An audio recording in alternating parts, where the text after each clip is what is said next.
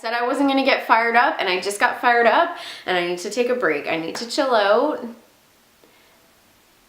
Okay. Like, look at him. How could you test on this? How? He's so cute. Oh, I know. Look at him. How could you test? How could you put, like, chemicals in his eyes? My cat is, like, about to pounce on me. He's literally stalking me right now.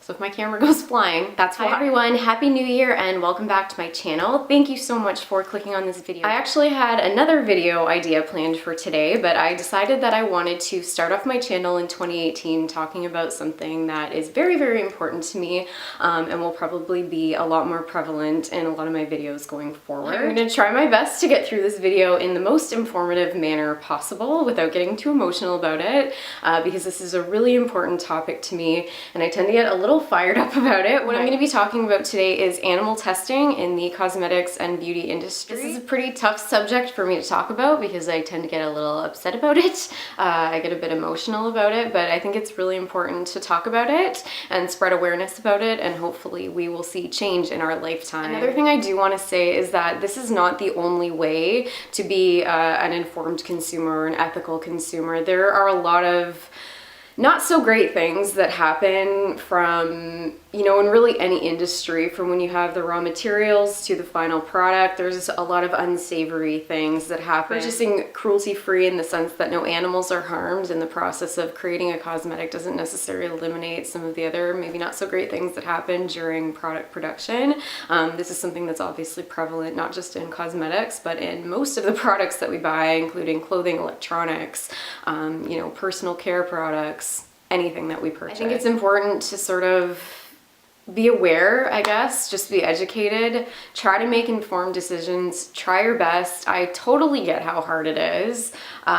It's difficult to be perfect. It's difficult to really purchase or do anything without causing harm to something or someone at some point down the line. You are already a cruelty-free consumer in the sense of purchasing products that have not been tested on animals. I think that's amazing. I'm excited. I'm super happy that there are other people that sort of share my value in that sense. Not to judge anybody that maybe does not sort of share that as a passion. Maybe they just don't realize. I've actually even had people tell me that it just doesn't really bother them. Like they're kind of indifferent to the fact that products are tested on animals. So, I mean, it's for someone that cares a lot about it, it's hard to hear, but our world is obviously so full of issues that you can't carry the weight of every single issue on your shoulders, and I get that. This issue is something that resonates with you. If it is something that hits home and you don't like it and you want to see change, there are a lot of things that we can do as consumers to sort of further the abolition of animal testing in the beauty industry. So that's my intro.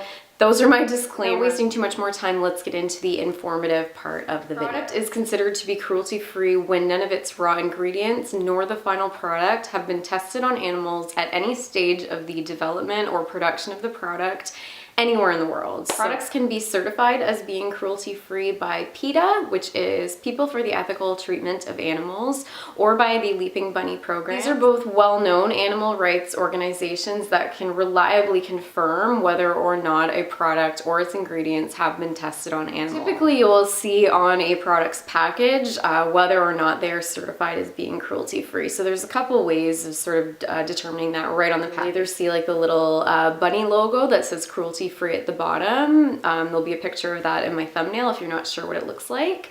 The other one is the Leaping Bunny logo, so it's more of like a full little body of a little white bunny and it kind of looks like it's jumping. Sometimes it will just say right on the package, this product is not tested on animals, cruelty-free, you know, whatever the case may be. So that's the easiest way to tell. If you don't see those logos or if you don't see those claims right on the packaging, it doesn't automatically mean that the product has been tested on animals.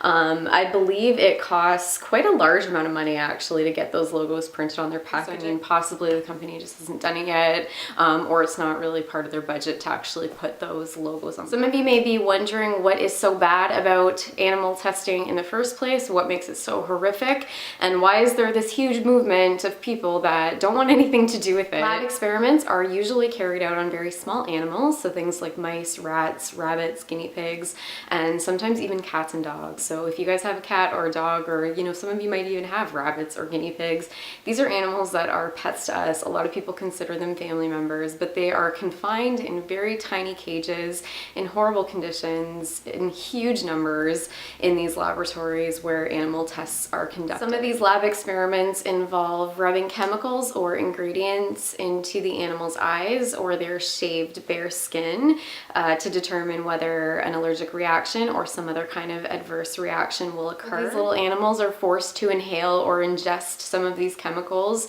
and raw ingredients to determine whether any general ill health effects will occur. Lethal dose tests are conducted where the animal is again forced to inhale or most of the time ingest these chemicals or raw ingredients to determine something called acute toxicity, which essentially means that the ingredient is toxic enough to actually end the animal's life. About 50% of the animal's death actually occurs. These sick, injured, or otherwise useless animals are then killed, either to be disposed of or to be vivisected or cut open. Killing these animals is usually done by neck breaking, decapitation, or asphyxiation, and pain medications and anesthetics are not generally given to them. These animals are then vivisected, which means that they are then cut open, almost in the sense of an autopsy, to determine what the cause of their death was in relation to the tests and chemicals and ingredients that they were exposed to. That's all the detail that I want to mention when it comes to what's actually involved in these tests. I don't want to go too much more into detail because it's really horrific. There are a lot of limitations, of course, to these animal tests. There are way too many variables for these tests to be predictive of what would occur if a human were to use some of these ingredients or the final product. Sorry to pause, everyone. This part is really important and I just want to make sure that I get my point across clearly. Animal tests are generally inconclusive due to the fact that from species to species, the tests typically will show variable results. So in other words, if you have a mouse versus a rabbit, they will tend to show the adverse effects of specific ingredients very differently from one another. Further to that, of course, if a mouse and a rabbit show results very different from one another, of course, these are going to show very different results when it comes to human use. Therefore, we can conclude that these tests are generally not going to be conducive to the effects that a human might experience if they were then exposed to these chemicals or ingredients. So in a nutshell, what this means is that these tests or the results from these tests are unreliable, they're often inconclusive or completely incorrect, and therefore not at all conducive to what would happen if a human were to use these ingredients or these final products. Which ultimately begs the question, why do these tests exist then? Why do we continue to rely on something that clearly doesn't work?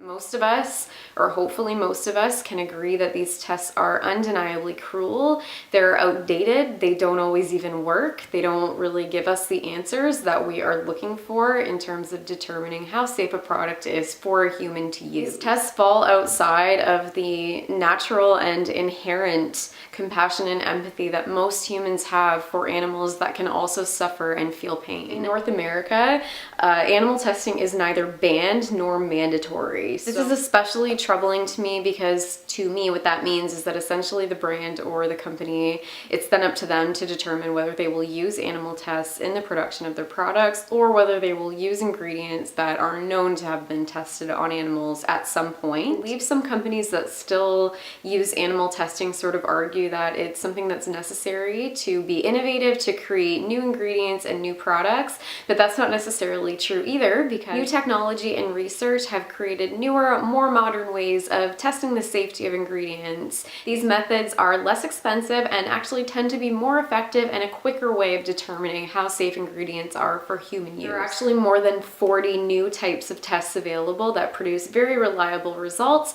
that can tell us how safe ingredients and products are for human use. These obviously don't require the use of lab animals or any of these cruel, outdated tests. And there are actually over 20,000 already proven safe ingredients ingredients that every cosmetics company has available to them. So these companies that want to create innovative, great new products for us to use can, you know, use some of these newer tests that are actually a little bit cheaper for them. Okay, so this is another source of confusion that I get asked a lot more personally when I have this sort of conversation with people, and that is, what's the deal about products that are sold in China and the cruelty-free stance of brands that sell in China but are otherwise cruelty-free here in North America or in other parts of the world? The Chinese government mandates that any imports coming into the country, so any products that are being imported into China from elsewhere in the world, these products must be tested on animals before they are allowed to be sold in the Chinese market. Fun fact, the Chinese cosmetics market hit almost $30 billion. That's billion with a B. The realist in me knows, obviously, that these companies, these makeup brands exist as a business. They exist to make money,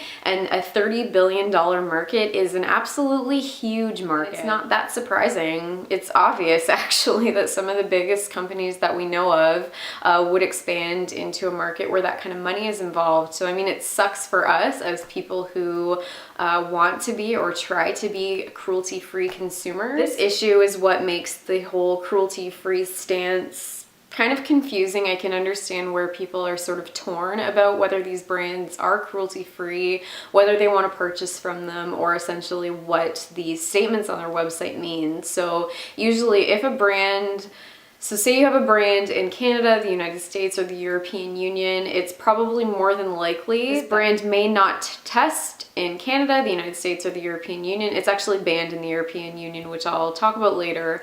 But say you have a Canadian or an American company. They don't have labs here. They don't test on animals here. They have been known to be cruelty-free for the span of their lifetime as a business until they expanded into the Chinese market. What you'll typically see as a statement on their website under their sort of cruelty-free statement is something to the effect of, we do not test our products or ingredients on animals, and we do not ask others to test on our behalf except where required by law. If you have a brand in Canada or in the United States that tests on animals here in Canada or the United States, it's kind of a different thing than products that do not test in Canada or the United States, but with the sticking point that they are sold in China. I can understand why this would be sort of like an on the fence kind of thing for some consumers.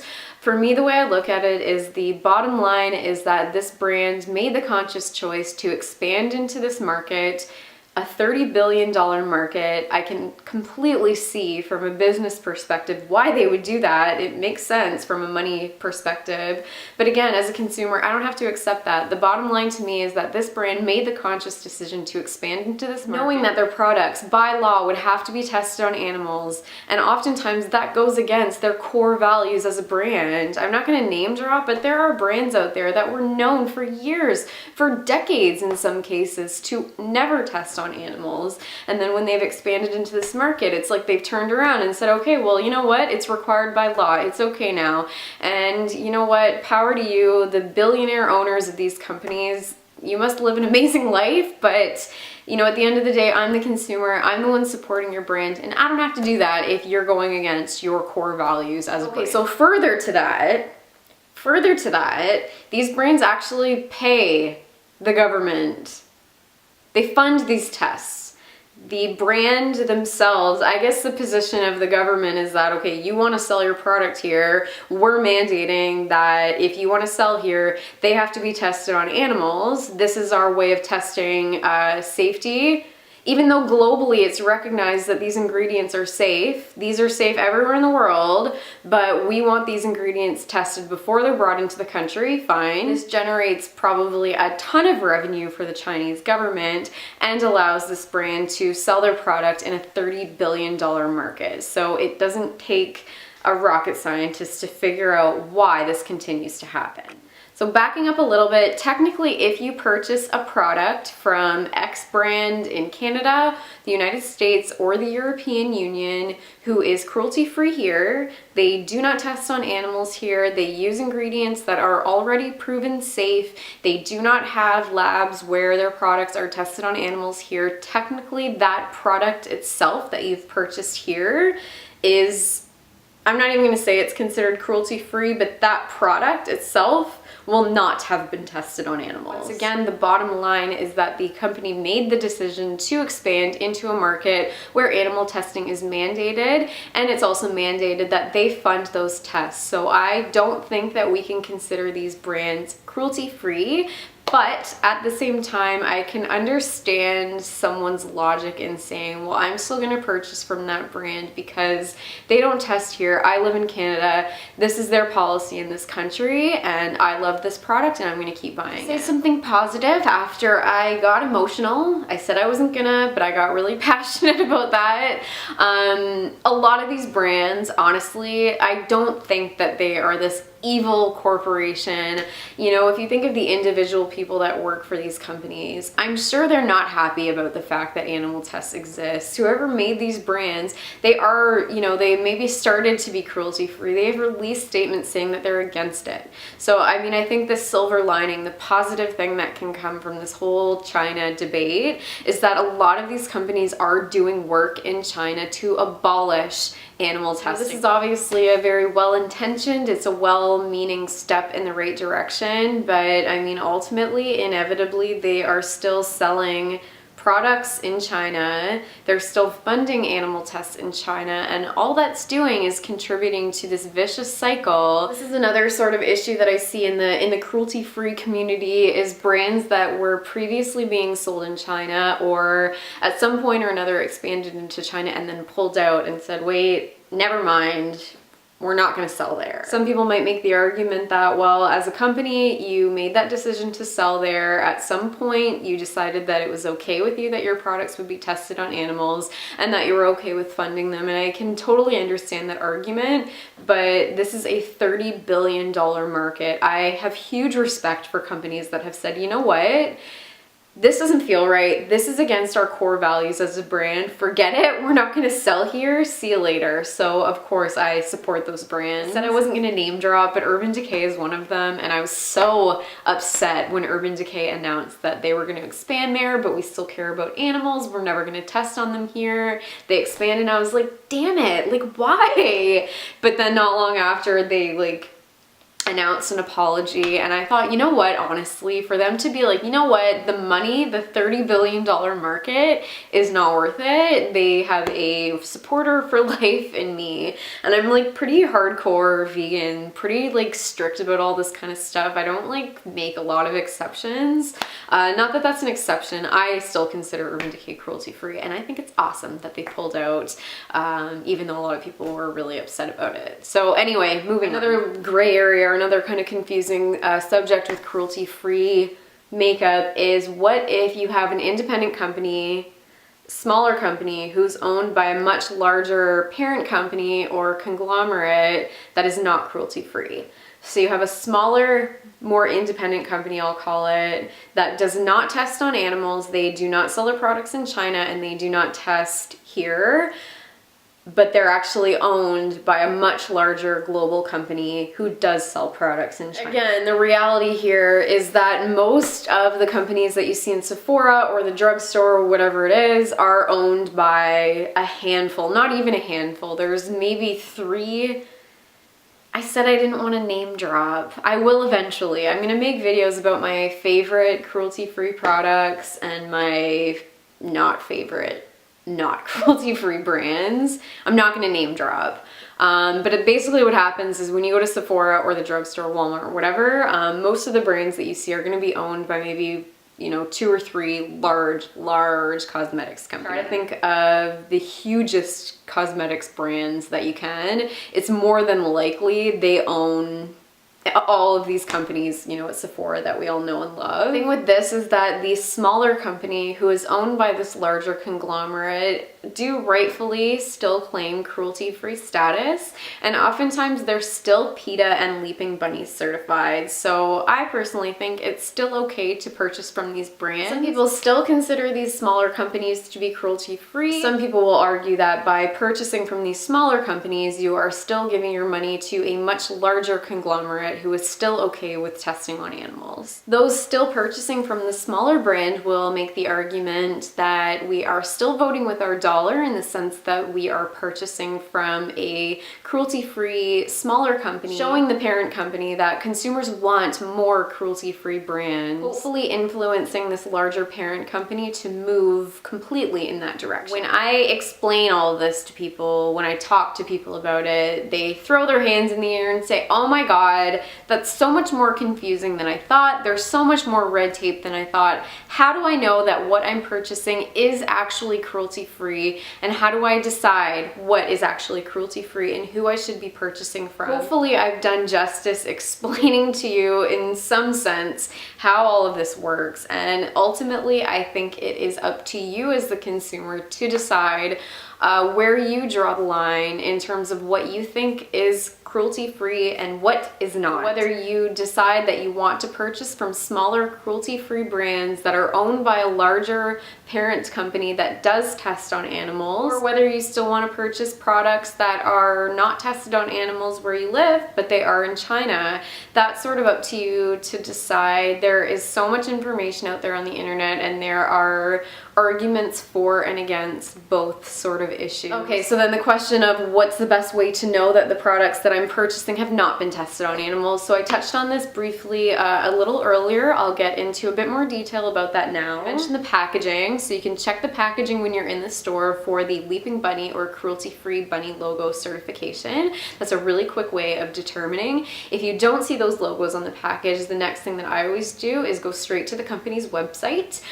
Usually they'll have like a mission statement section, or maybe a frequently asked questions section of their website where it says, do you test on animals? I'm going to read to you a perfect example of what a legitimately cruelty-free brand statement should read.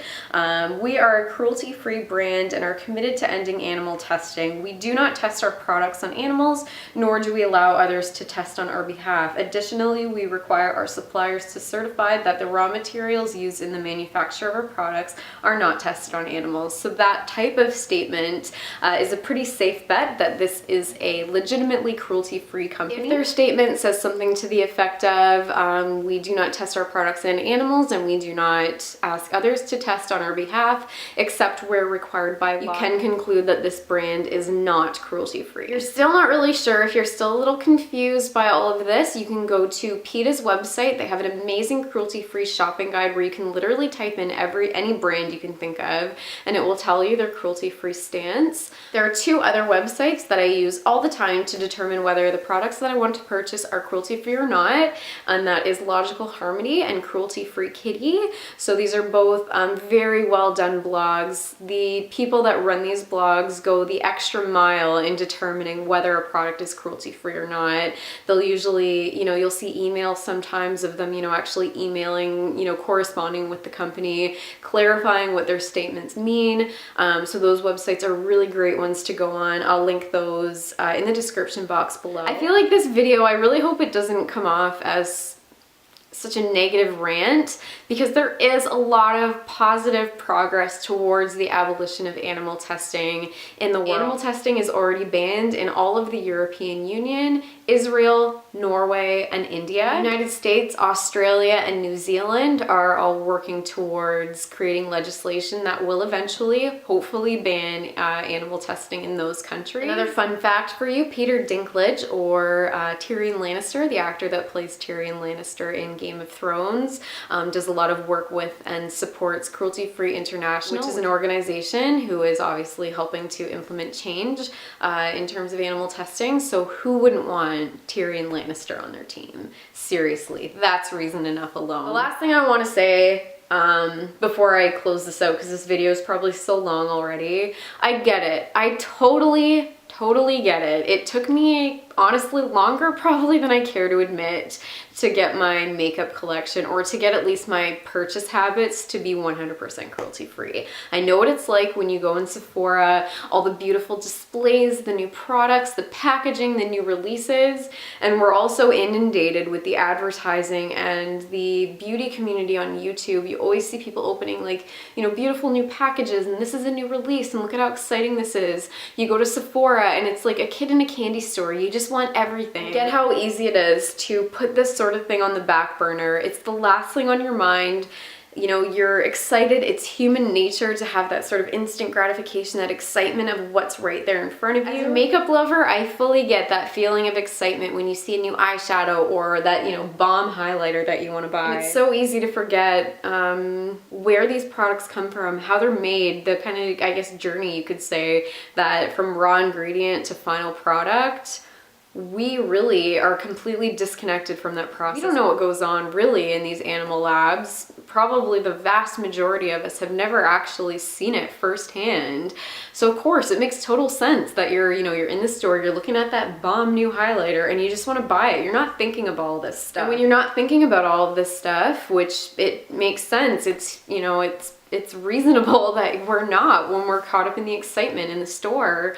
I totally get it. It's happened to me. It's happened to me like pretty recently where I've impulsively bought something without thinking. I'm excited. I'm so excited to get the thing home. And then I do get it home and I realize when this sort of novelty and the excitement wears off, it's like, shit, I bought a product that was tested on an animal, and my goal is to be an example of somebody that doesn't do that. I mean, it happens. We all make mistakes. We're not perfect. It's not really reasonable to expect perfection in terms of what we purchase. And like I said earlier, this is not the only ethical issue with products. So I mean, there's a lot of things to consider. Personally, for me, I've always found animal suffering and animal cruelty to be one of the most upsetting issues. Always gotten so upset over animal suffering. It's something that I feel really empathetic towards, I guess you could say. So that is sort of my way,